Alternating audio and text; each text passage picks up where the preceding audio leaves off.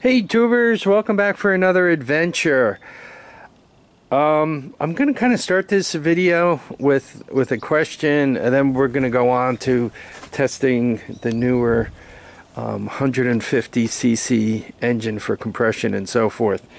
Anyway, I'm not quite sure what to call these off-road go-karts. I cruised a bunch of videos, and generally speaking, it seems like a lot of people like to call them off-road go-karts. Some people refer to them generically as Hammerhead go-karts. Hammerhead didn't. I think Hammerhead was a supplier. It was like this one says Sunel on it. I think they built these and they said Hammerhead on them. So Hammerhead type things. Some people call them dune buggies. If anybody's ridden in sand dunes, though, they would realize that this thing wouldn't go very good in the sand dunes at all, especially where the sand dunes were really, really deep, right? So some people call them dune buggies.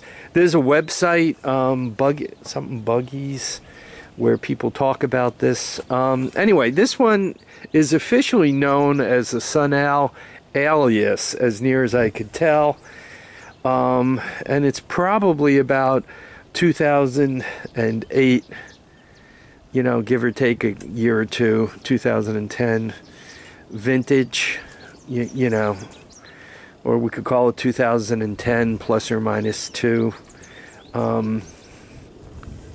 Sunel alias. That's 150cc alias.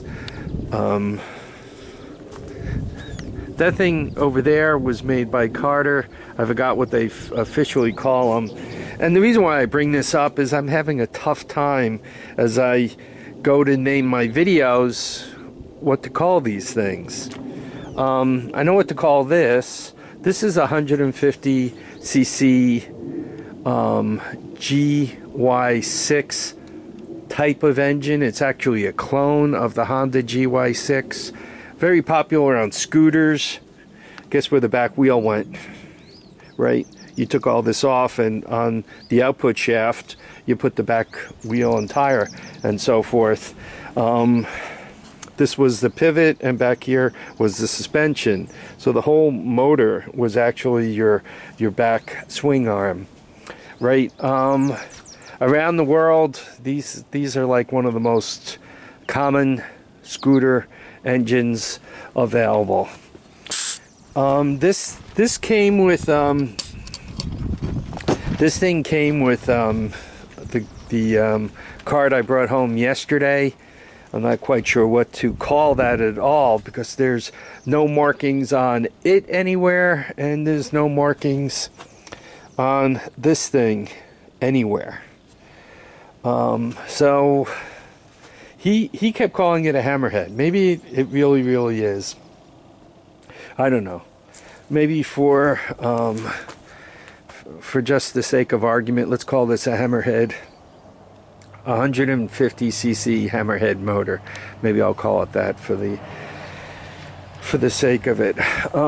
You guys know, every time I get a motor, the first thing I try to determine is what kind of condition is it in. Is it worth putting time into, or do I kind of relegate it to the parts pile, which seems to be everywhere these days. So anyhow, is this motor any good, or is it just junk? And you always start out with, well, what does the spark plug look like? And you guys can kind of see, looks like there might have been some water or something that got in there at some point. So that's one thing I look at. The other thing I look at is, what does the intake look like? Let me give you a hint. That is not a good sign. They had this Pipeco by Uniseal, made in the United States, Indiana. They had this, and you can see how dirty it is inside, plugged in here for the air filter.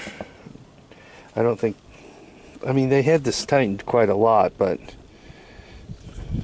I don't know, it looks like it leaked all the way around. So from a running a clean motor point of view, they did not. They kind of ran this thing dirty. I put a compression gauge on it.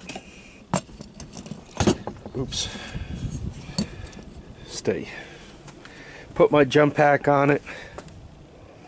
I use this compression gauge all the time, and I typically get good readings out of it, so I'm not quite sure what it's trying to tell me here.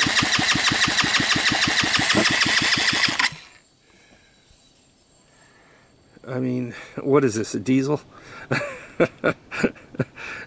A compression of 220 psi. I mean, give me a break. So I guess it has good compression. I guess I mean, I don't hear valves tapping into each other and all. I did make sure the vacuum fuel pump, fuel richener is opened, and this thing here is also making sure this throttle is opened. But yeah, it's kind of a crazy number. I'm not quite sure what to think of it. Once again, I use this compression gauge all the time, so somehow or another this thing does think it has compression that high. I'm not sure why it thinks it has compression all that high. Probably what I'm going to do is the leaky carburetor from this guy. I still have it floating about, and it has a fresh rebuild on it. So I'm probably going to put it on there because I'm not too worried about gasoline dripping on the hot muffler, given that I don't have a hot muffler. I don't have a muffler.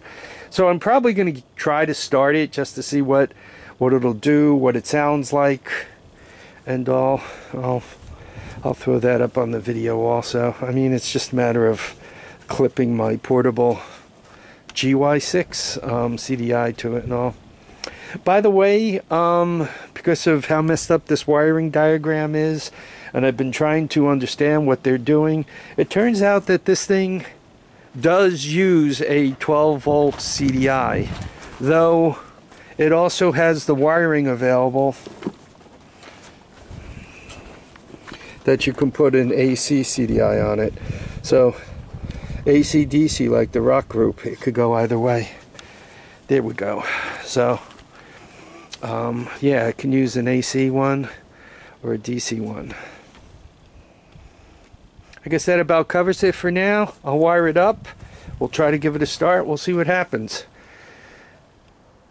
Okay, folks, I want to thank everybody for dropping by to watch, comment, subscribe. Please remember, feet down, heads up, and get out and enjoy each and every day. They're telling us we might get snow again over the weekend, like 3 inches. Like, what's with that?